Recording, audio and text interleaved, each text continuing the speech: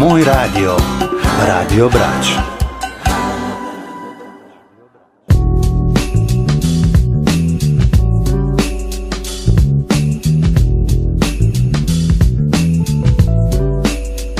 Cenzura je emisija Radio Brača i Cenzure Plus kojom promoviramo ideje slobode, solidarnosti, ljudskih prava, socijalne sigurnosti i stabilnog mira.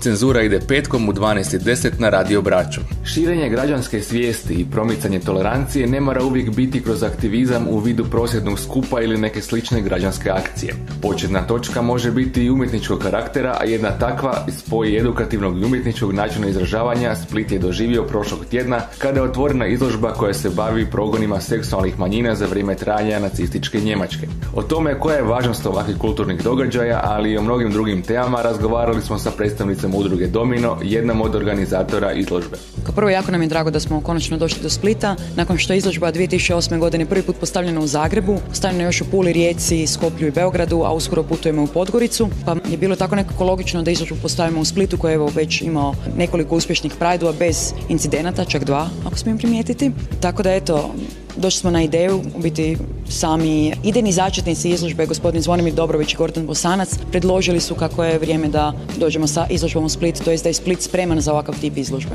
Radi se naime o izložbi o nacističkom progonu LGBT osoba za vrijeme Drugog svjetskog rata, točnije od 1933. godine do 1945. godine, te smatramo kako je taj dio povijesti poprilično zataškan, a ova izložba je ona koja konačno progovara o svemu što se dešavalo ne samo pripadnicima vjerskih manjina, nego ujedno i pripadnicima seksualnih manjina. Izložba nema jedan vrijedan eksponat koji treba pogledati, nego je svojevrsna cjelina. Ova izložba je koncipirana da priča jednu priču i ne mogu nikako posebno istaknuti baš nešto što je meni osobno drago ili što bi trebalo definitivno pogledati. Jednostavno predlažem da se dođe, odvoji se nekih 20 minuta, pola sata, da se skoncentrirate kao gledatelj, pročitate, pogledate slike i percipirate to na način na koji bi se trebalo percipirati, to je da se percipira konačno svi užasi koji su se dešavali u tom dobu.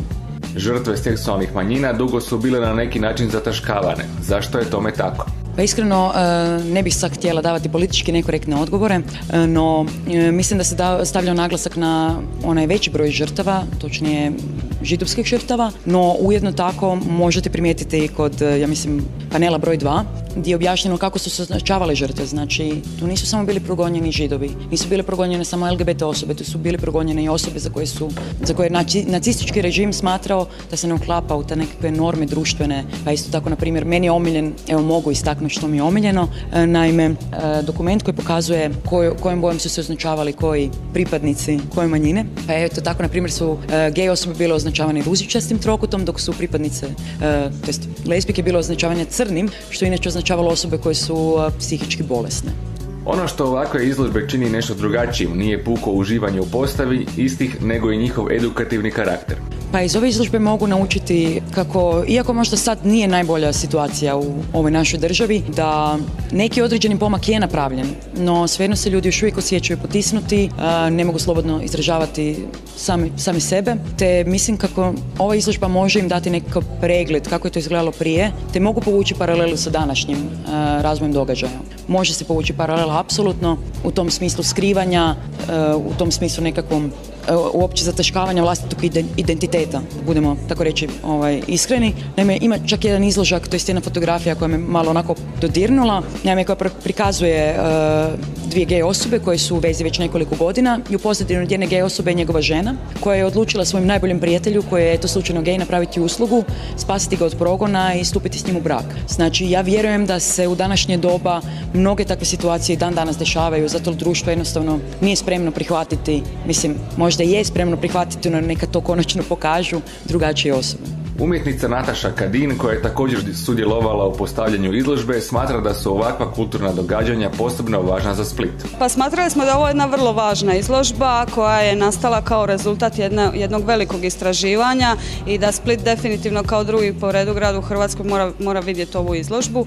Izložba je dosta opsežna, sadržajna, dosta je teška, treba je zaista gledati polako, da mogu pogledati u miru izložbu, zato što zaista ima dosta eksponata, dosta informacija i treba to nekako sublimirati.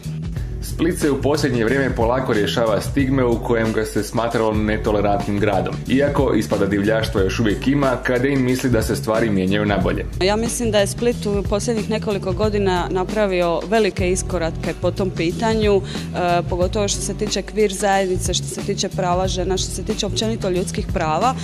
Mislim da Split ide velikim koracima naprijed i ova izložba je jedan dokaz toga i ono što mi radimo, borimo se za neke stvari i nekako svijest građana se polako, ali sigurno mijenja i mislim da je Split jedan grad koji bi trebao imati, pogotovo zbog toga što je turistički grad, trebao bi imati tu jednu svijest o različitostima i trebao bi prihvatiti sve ljude.